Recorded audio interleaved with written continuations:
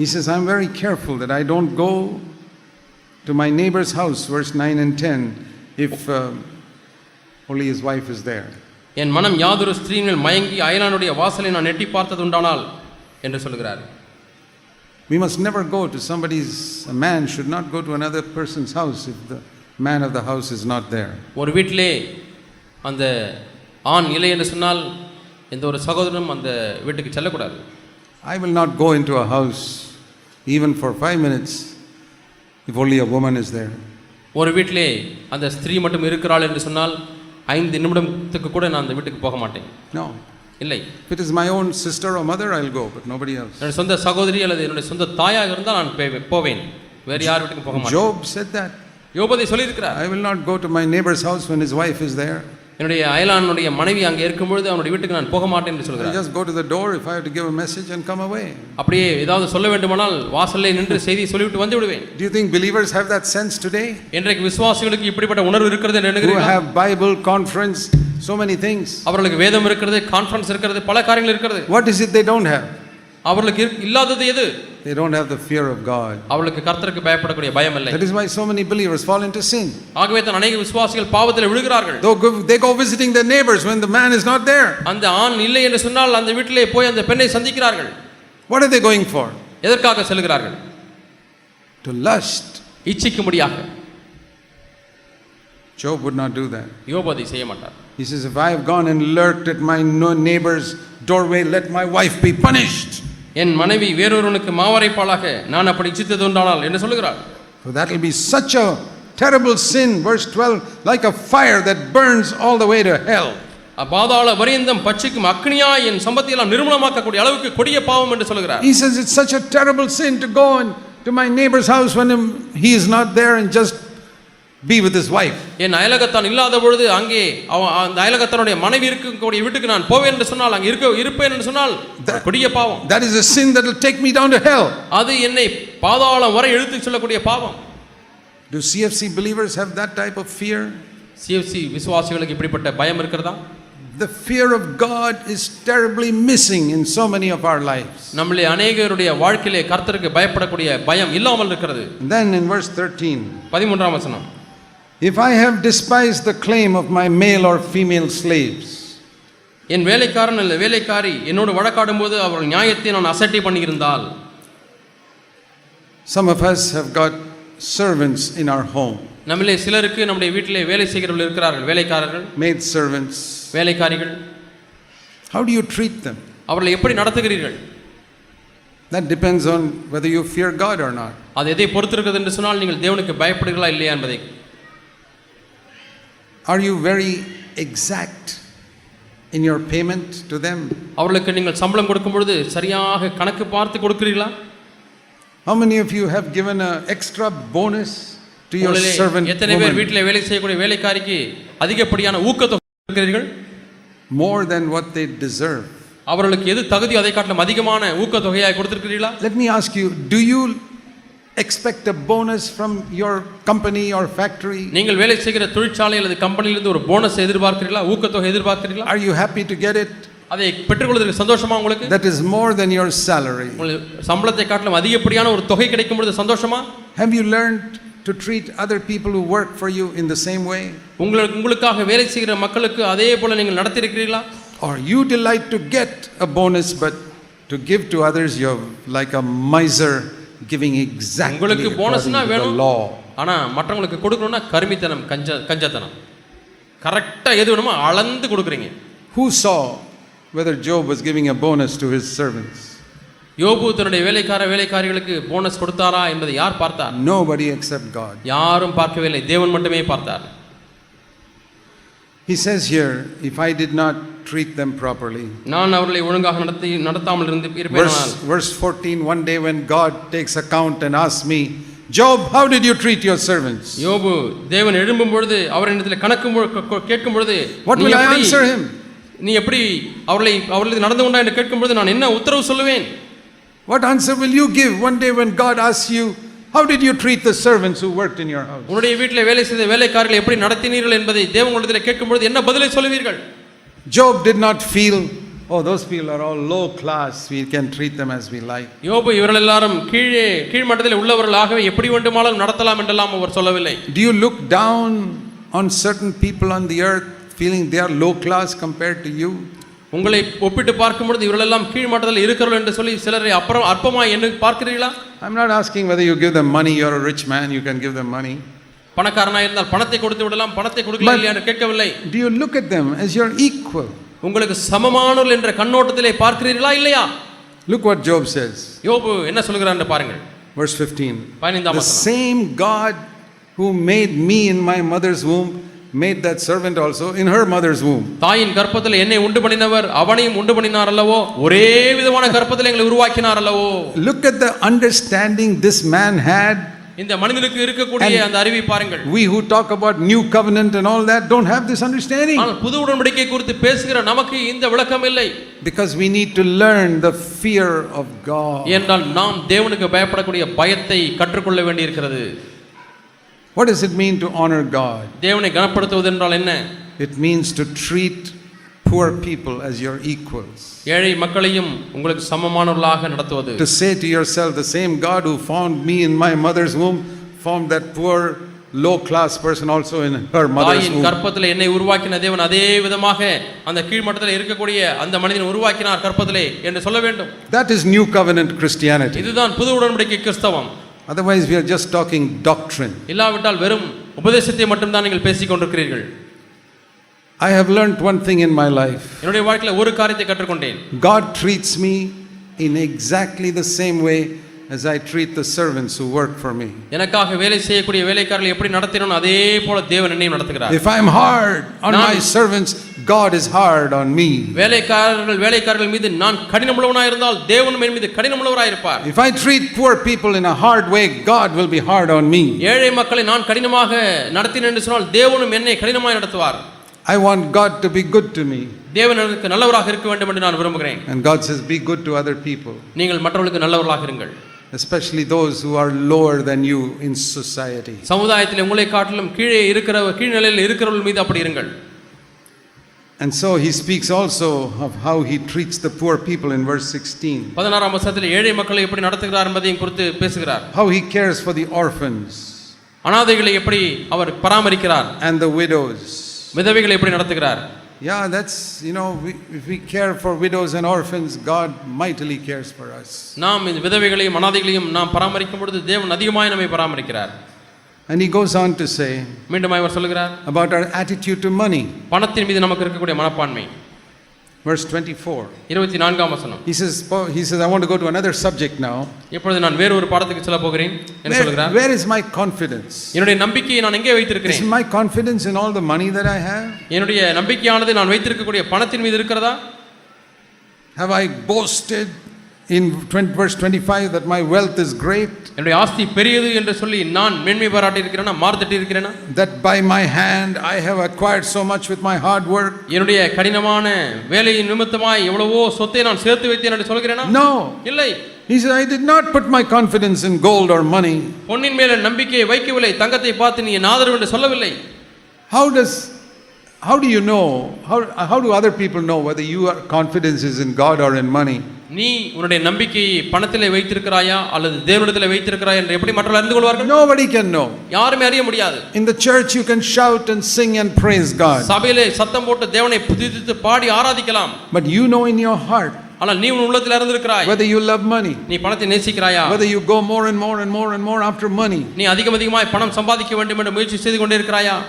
Or whether the kingdom of God means more to you. அல்லது தேவனுடைய ராஜ்யம் தான் எனக்கு பெரியது என்று சொல்கிறாயா? Are you willing to sacrifice money in order to go out and serve God in some way? தேவனுக்கு ஏதாவது ஒரு விதத்திலே ஊழியம் செய்யும்படியாக நீ பணத்தை தியாகம் செய்ய ஆயத்தமாய் இருக்கிறாயா? Or are you in an endless pursuit of more and more money? அல்லது அதிகமாய் பணம் சம்பாதிக்க வேண்டும் என்று சொல்லி முடிவில்லாத ஒரு தேடுதலிலே இருக்கிறீர்களா? There are so many people like that. இப்படி அநேகர் இருக்கிறார்கள். They get old. வயதாகிறது. The children are all grown up and married. பிள்ளைகள் வளர்ந்து அவர்களுக்கு திருமணமாகிறது. but they still want more and more money. ஆனாலும் இன்னும் பணம் அதிகமாக வேண்டும் என்று சொல்லி சம்பாதித்துக் கொண்டே இருக்கிறார்கள். What for? எதற்காக பணம்? Why don't they go out and spend their time serving the poor people and building the church? ஏன் சபையை கட்டுவதிலேயும் ஏழை மக்களிடத்திலேயும் நேரத்தை செலவு செய்யக்கூடாது? And say, Lord, ஆண்டவரே, I want to live my life for you. ஆண்டவரே, என்னுடைய வாழ்க்கை உமக்காகவே நான் வாழ வேண்டும். We can learn from Job. யோபிடத்திலிருந்து நீங்கள் கற்றுக்கொள்ளலாம். You know, one of the great dangers I see in CFC. CFCலே நான் பார்க்கக்கூடிய ஒரு பெரிய ஆபத்து என்னவென்றால், we have got so much knowledge of the truth. சத்தியத்தை குறித்து அவ்வளவு அறிவு இருக்கிறது. That our knowledge leg has become much longer than our life leg. வாழ்க்கை என்ற காலின் நீளத்தை காட்டிலும் அறிவு என்கிறதான உபதேசத்தை குறித்து அறிவு என்கிறதான காலின் நீளம் அதிகமாகி விட்டது. Knowledge and life are like two legs. அறிவு வாழ்க்கை என்பது இரண்டுமே இரண்டு கால்களை போல. And when a child is born, both legs are small, but they are equal. ஒரு குழந்தை பிறக்கும் பொழுது ரெண்டு கால்களும் சிறிதா இருக்கிறது, ஆனாலும் சம அளவில் வளர்ந்திருக்கிறது. You never find a child whose one leg starts growing and the other is not growing. ஒரு கால் மட்டும் வளர்கிறது, மற்ற கால் வளராமல் இருக்கிறது என்ற குழந்தையை பார்க்க முடியாது. Always both legs grow equally. எப்பொழுதுமே இரண்டு கால்களும் ஒரே அளவிலே வளர்ந்து கொண்டே இருக்கிறது. Not even 1 centimeter difference between the two. அந்த ரெண்டு கால்களுக்கும் 1 சென்டிமீட்டர் கூட வித்தியாசம் இல்லை. So that teaches me that my knowledge and my life must grow together. இது என்னுடைய வாழ்க்கையும் என்னுடைய அறிவும் ஒன்றாக போக வேண்டும் என்பதை போதிக்கிறது. As I increase in knowledge, my life must also grow. சத்தியத்தை குறித்த அறிவிலே நான் வளர வளர என்னுடைய வாழ்க்கையிலேயும் வளர்ச்சி வேண்டும். But with many people in our church, நம்முடைய சபையிலே அநேக மக்கள், knowledge is so much, அறிவு நீண்டமாய் இருக்கிறது, life is very little. ஆனால் வாழ்க்கையோ குறுகி இருக்கிறது. We need to set that right. நாம் அதை சரிப்படுத்த வேண்டும். We have to say, Lord, we have gone to enough conferences, we have got enough knowledge for 3-4 lifetimes on earth. ஆண்டவரே, இந்த பூமியிலே வாழக்கூடிய 3-4 வாழ்க்கைகளுக்கு தேவையானதுக்கும் அதிகமான சத்தியத்தை நாங்கள் பெற்று விட்டோம். கான்ஃபரன்ஸ் அட்டெண்ட் பண்ணி விட்டோம். We don't need more knowledge. எனக்கு தேவையானது அதிகமான அறிவு அல்ல. We don't need to go to more conferences. இன்னும் அதிகமான கான்ஃபரன்ஸ்களுக்கு போக வேண்டும் என்ற தேவையில்லை. We need to learn to fear God. கர்த்தருக்கு பயப்படுகிற பயத்தை கற்றுக்கொள்ள வேண்டும். And say, Lord, ஆண்டவரே, I want to fear you. நான் உமக்கு பயப்பட வேண்டும். In all these areas. எல்லா பகுதிகளிலேயும். Then he says, I go to another subject. இன்னும் ஒரு பாடத்துக்கு போகிறார். Verse 29. 29ஆம் வசனம். When my enemy suffers, do I rejoice?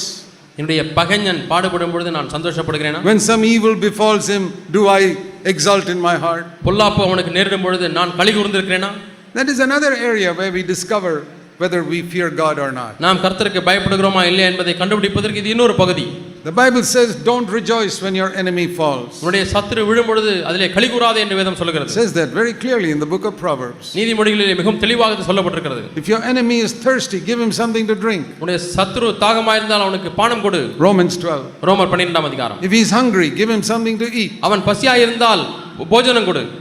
Now, when your enemy falls, who knows whether you are happy in your heart or not? உன்னுடைய சத்துரு விழும் பொழுது உன்னுடைய சந்தோஷம், உன்னுடைய உள்ளத்திலே சந்தோஷம் இருக்கிறதா இல்லையா என்று எப்படி தெரியும்? Supposing there is somebody who has hurt you very much in your life. உன்னுடைய வாழ்க்கையிலே உன்னை அதிகமாய் காயப்படுத்தி இருக்கக்கூடிய ஒரு நபர் இருக்கிறார் என்று வைத்துக்கொள்வோம். Maybe your mother-in-law. ஒருவேளை உங்களுடைய மாமியாரா இருக்கலாம். And one day you hear that she's got cancer. ஒரு நாளில் உங்க மாமியாருக்கு கேன்சர் வந்துருச்சு நீங்க கேள்விப்படுறீங்க. பாடா, she's going to die quickly now. இப்போ சீக்கிரமா சாக போறாங்க. Do you fear God? நீ கர்த்தருக்கு பயப்படுகிறவனா? No. இல்லை. You only got knowledge. உனக்கு இருக்கிறதெல்லாம் அறிவுதான். Maybe your mother-in-law has done so much harm to you. ஆனால் உங்களுடைய மாமியார் உங்களுக்கு எவ்வளவோ தீமை செய்திருக்கிறார்கள். More than perhaps any mother-in-law in the world. இந்த பூமியில் இருக்கக்கூடிய மற்ற எந்த மாமியாரை காட்டிலும் உங்க மாமியார் உங்களுக்கு செய்த தீமை தான் அதிகம். But if you can recognize one thing, ஆனால் ஒன்றை மட்டும் நீங்கள் அறிந்து கொண்டால், I have done more harm to God with my sin than anybody has done harm to me. மற்றவர்கள் எனக்கு செய்த எந்த தீமையை காட்டிலும் அதிகமான தீமையை என்னுடைய பாவத்தினாலே நான் தேவனுக்கு செய்திருக்கிறேன். So if God has forgiven me so much, ஆகவே தேவன் அந்தளவா என்னை மன்னித்திருக்கும் பொழுது I can forgive anybody. நான் யாரை வேண்டுமானாலும் மன்னித்து விட முடியும். Don't rejoice when your enemy falls. உன்னுடைய சத்துரு விழும் பொழுது அது நீ களி கூற வேண்டாம். Don't let your heart be glad when something bad happens to him. அவனுக்கு கெட்ட சம்பவம் நடக்கும் பொழுது உன்னுடைய உள்ளத்திலே ஒரு மகிழ்ச்சி இருக்க வேண்டாம். Don't feel unhappy if something good happens to them. அவர்களுக்கு ஒரு நல்ல காரியம் நடக்கும் பொழுது நீ சந்தோஷமற்றவனாய் மாற வேண்டாம். These are the areas where we test whether we fear God or not. நாம் கர்த்தருக்கு பயப்படுகிறோமா இல்லையா என்று இந்த பகுதிகளில் தான் நம்மை சோதித்து பார்க்கிறோம். These are the areas where Job was faithful in secret. இந்த பகுதிகளிலே தான் அந்தரங்கத்திலே யோபு உண்மையுள்ளவராய் இருந்தார். There are many other areas like that. இதுபோல இன்னும் பல பகுதிகள் உண்டு. All these areas mentioned in Job 31.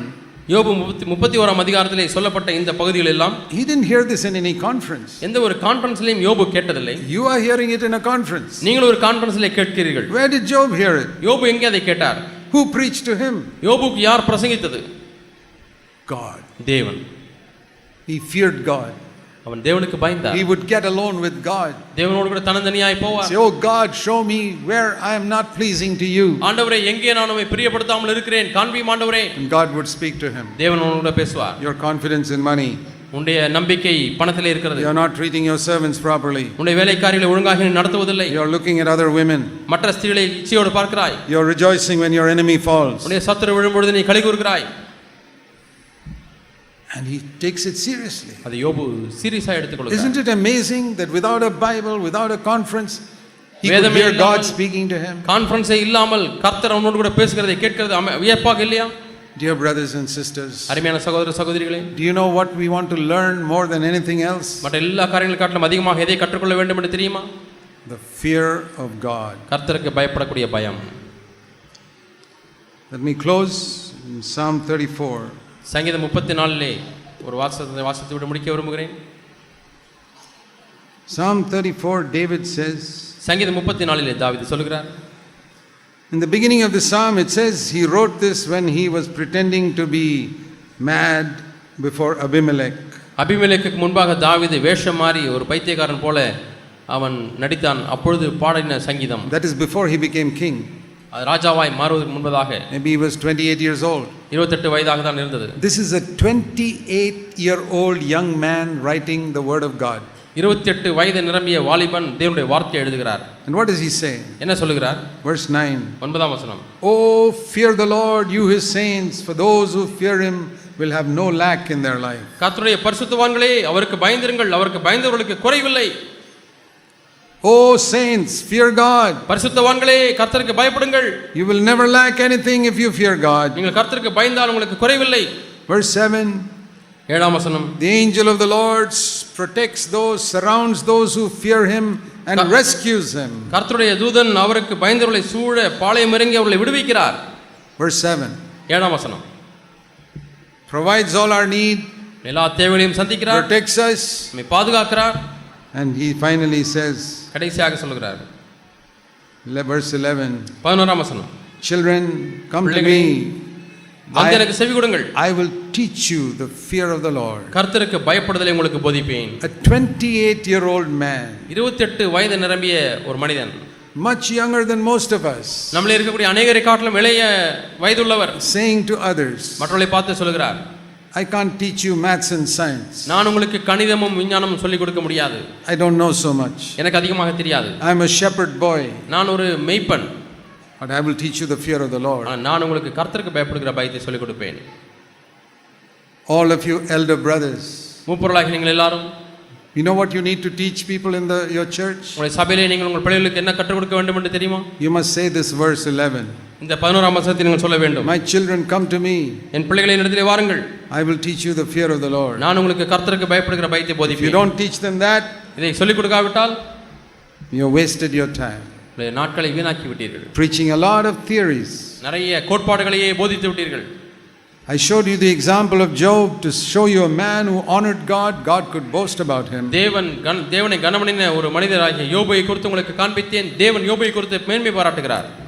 And now இப்பொழுது we who know so much more, அதை காட்டிலும் அதிகமாய் அறிந்திருக்கக்கூடிய நாம், our fear of the Lord must be much more than his. நாம் கர்த்தருக்கு பயப்படக்கூடிய பயமானது இதை காட்டிலும் அதிகமாக இருக்க வேண்டும். Let us learn to honor God by fearing him. நாம் அவருக்கு பயந்து அவரை கனமண்ண கற்றுக்கொள்வோம். And God will honor us. தேவன் நம்மை கனம் பண்ணுவார்.